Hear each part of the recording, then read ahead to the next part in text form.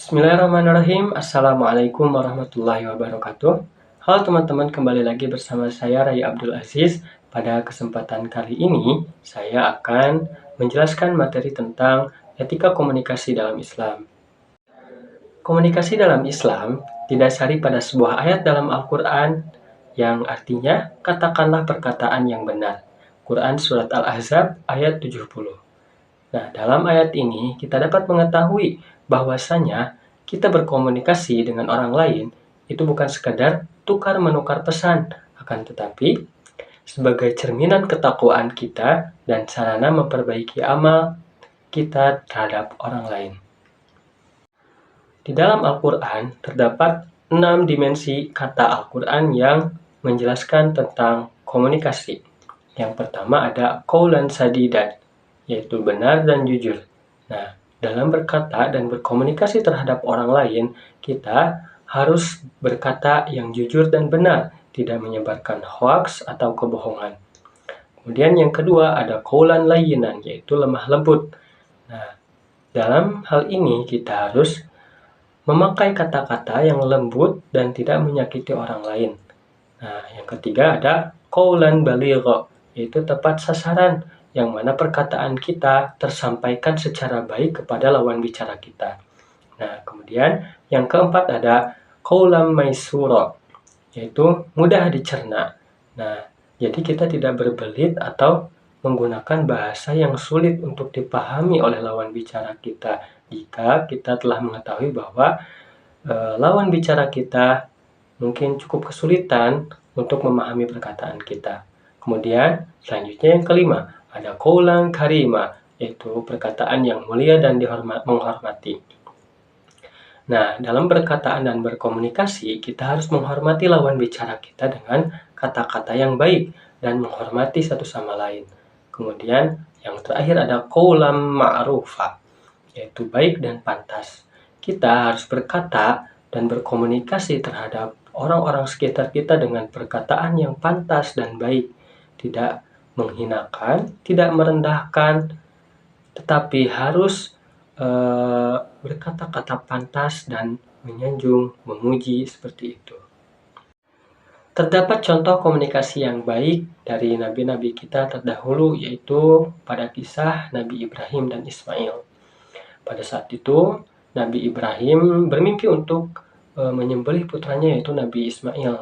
Nah, Nabi Ismail mendengarkan secara utuh pesan dari Nabi Ibrahim dan tidak memotong perkataan beliau. Lalu tibalah giliran untuk Nabi Ismail memproses dan memikirkan apa yang akan dijawabkan. Nah, dalam hal itu timbullah respon bijak dari Nabi Ismail, respon bijak yang pada saat itu menerima untuk disembelih, dan Allah gantikan Nabi Ismail dengan seekor kambing yang pada saat itu disyariatkanlah untuk berkorban.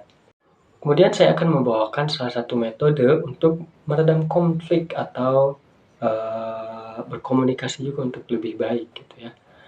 Yang pertama ada respect, hargai, yaitu dengan qaulan karima, dengan perkataan-perkataan yang menghormati, ya, yang itu akan rasa dihargai orang yang berbicara dengan kita. Kemudian empati, itu pahami dengan perasaan husnuzon, dengan perasaan berbaik sangka kepada lawan bicara kita. Kemudian ada audible, itu jelas, qaulan maisura, dengan perkataan-perkataan yang jelas. Kemudian clarity, tepat, atau qaulan baligha, yaitu perkataan yang sampai. Kemudian setelah itu ada yang paling penting, yaitu humble, rendah hati atau tawadu, yang mana dalam berkomunikasi kita harus rendah hati, tidak sombong, tidak angkuh dengan mungkin perkataan yang kita sampaikan, dengan pengetahuan kita harus tetap humble atau tawadu, seperti itu. Kemudian ada pada lingkaran terdekat.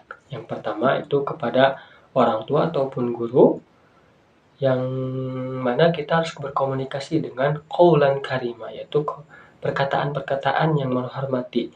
Kita harus menghormati kedudukan orang tua ataupun guru kita, jangan membentak dan berkata kasar. Kemudian yang kedua ada teman sebaya.